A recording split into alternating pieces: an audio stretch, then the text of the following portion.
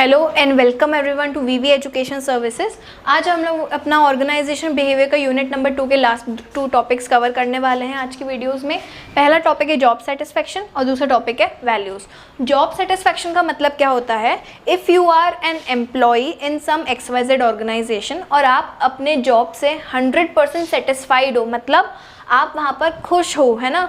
आप अब सिर्फ जो खुशी है वो इमोशनली नहीं होगी, आप उस चीज़ से फाइनेंशियली भी खुश हो, इमोशनली भी अटैच हो, ठीक है। तो मतलब जब आप हर मेंटल पीस भी है आपके पास, वर्किंग कंडीशंस भी अच्छी हैं, मतलब ऑल ओवर आप जब अपने काम से 100% खुश रहते हो, सेटिस्फाइड रहते हो, उसी स्टेट को हम लोग जॉब सेटिस्फैक्शन बोलते हैं।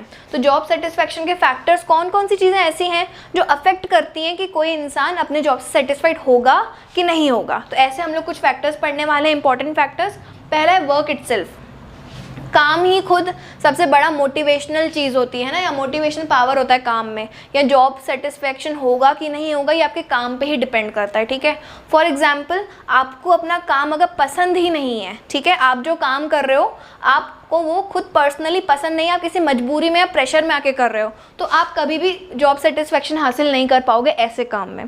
तो काम खुद एक फैक्टर होता है जो अफेक्ट करता है कि आप अपने काम से आपको जॉब सेटिस्फेक्शन मिलेगा कि नहीं मिलेगा, ठीक है। तो वर्क खुद एक जॉब सेटिस्फेक्शन का सबसे बड़ा और इम्पॉर्टेंट फैक्टर है। अगर आपको आपका काम पसंद है तो आपको जॉब सेटिस्फेक्शन मिलने की चांसेस हैं। अगर आपको अपना काम पसंद ही नहीं है, आप कुछ ऐसे काम में इन्वॉल्व हो जो आपको खुद को बोरिंग लगता है, या आपको उसमें पॉजिटिव वाइब्स नहीं आती हैं उस काम से, या आप किसी के प्रेशर में या सिर्फ मनी प्रॉब्लम की वजह से वहाँ पर काम कर रहे हो, तो आपको कभी भी ऐसे काम में जॉब सेटिस्फेक्शन नहीं मिलने वाला, ठीक है। तो work itself plays an important role in job satisfaction, ठीक है।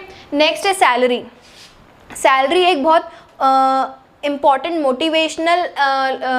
मोटिवेशनल चीज़ रहती है जो आपको अपने काम को सेटिस्फैक्शन तक पहुंचाने के लिए हेल्प करती है, ठीक है। अगर आपको कोई कम पैसे देकर ज़्यादा काम करवाएगा तो आप उस काम को कभी भी अपना 100% पोटेंशियल के साथ 100% एफर्ट्स डाल के नहीं करोगे।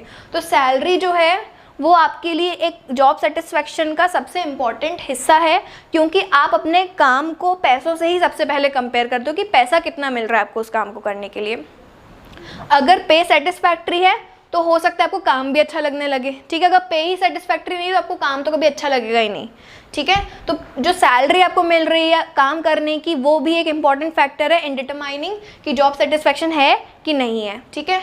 थर्ड है प्रमोशंस। आपके ऑर्गेनाइजेशन में प्रमोशंस कितनी फ्रीक्वेंटली होते हैं, प्रमोशंस आपको मिल रहे हैं कि नहीं मिल रहे हैं, ये एक अफेक्ट करता है जॉब सेटिस्फेक्शन को। अगर आपकी कंपनी हर साल प्रमोशन देती है और आपको भी मिल रहा है, या कंपनी में प्रमोशन पॉलिसीज़ अच्छी हैं, तो आपको सेटिस्फेक्शन रहेगा कि यार हाँ, अपन मेहनत कर रहे हैं, एफर्ट्स डाल रहे हैं, तो हम लोग की कंपनी में हमारी रिस्पेक्ट हो रही है, हम लोग को प्रमोशन मिल रहा है, हमारे एफर्ट्स की कदर की जा रही है, हमें प्रमोशन मिल रहा है, सैलरी बढ़ रही है, हम लोग की पोजीशन बढ़ रही है, ये सारी चीज़ें। तो एक प्रमोशन हो गया। नेक्स्ट है वर्किंग कंडीशंस। आपके ऑर्गेनाइजेशन में वर्किंग कंडीशंस कैसी है? बहुत ज़्यादा प्रेशर तो नहीं देते आपको काम करने में, या आपको एज ए फीमेल एम्प्लॉय आप सेफ नहीं फील करते अपने ऑर्गेनाइजेशन में, या आपका जो पीयर प्रेशर है वहाँ पे, आपका जो ग्रुप है, आपके जो कलीग्स हैं, ये सारा आपका वर्किंग कंडीशंस में आता है। तो अगर आपकी वर्किंग कंडीशंस अच्छी हैं काम करने की तो आपको जॉब सेटिस्फेक्शन मिलने की ज़्यादा चांसेस हैं। अगर आपको वर्किंग कंडीशंस ही नहीं अच्छी मिल रही, वेंटिलेशन नहीं है, ठीक है, बहुत ज़्यादा गर्मी है, कूलर AC नहीं है आपके ऑर्गेनाइजेशन में, ठीक है, तो ये सारी चीज़ें आपकी वर्किंग कंडीशंस हैम्पर करेंगी। वर्किंग कंडीशंस अच्छी नहीं है तो आपको जॉब सेटिस्फेक्शन भी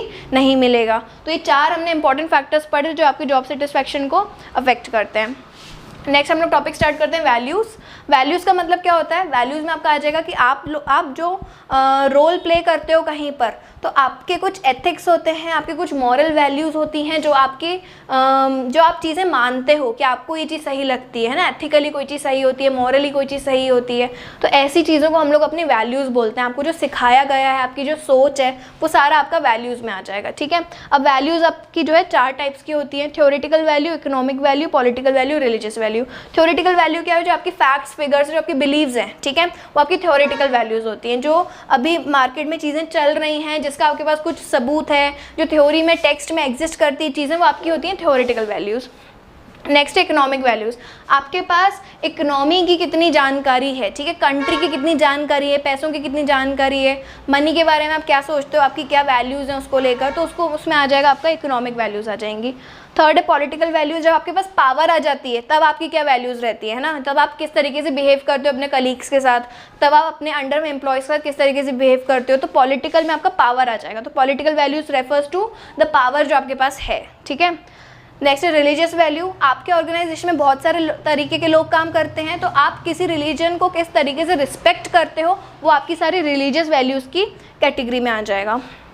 अब हम लोग ये वैल्यूज़ जो हैं ऑर्गेनाइजेशन बिहेवियर में पढ़ क्यों रहे हैं, क्योंकि जो हम लोग की पर्सनल वैल्यूज़ होती हैं सारी आपकी पर्सनल, हर एक इंसान की अलग अलग, हर एक एम्प्लॉयज़ की वैल्यू अलग अलग रहती है इन एवरी सेंस, ठीक है। तो ये जो वैल्यूज़ हैं, जो पर्सनल वैल्यूज़ हैं, इसको हम लोग ऑर्गेनाइजेशन से लिंक कैसे कर सकते हैं, क्योंकि आपकी जो सोच है, आपकी जो अपब्रिंगिंग है, ये सारी आपकी वैल्यूज़ आपकी इनसे ही बनती हैं। अब उन वैल्यूज़ को ही आप अपने अगर आप जॉब करते हो तो आप अपने दिन का 50% टाइम ऑफिस में ही व्यतीत करते हो, ठीक है, ऑफिस में ही आप व्यतीत करते हो अपना ज़्यादा से ज़्यादा टाइम। तो आपको उसके लिए जो है ऑफिस में रहकर आप लोगों के बीच में काम करना है, अपने बॉस से बात करनी है, अपने कलीग से डील करना है, कस्टमर से डील करना है।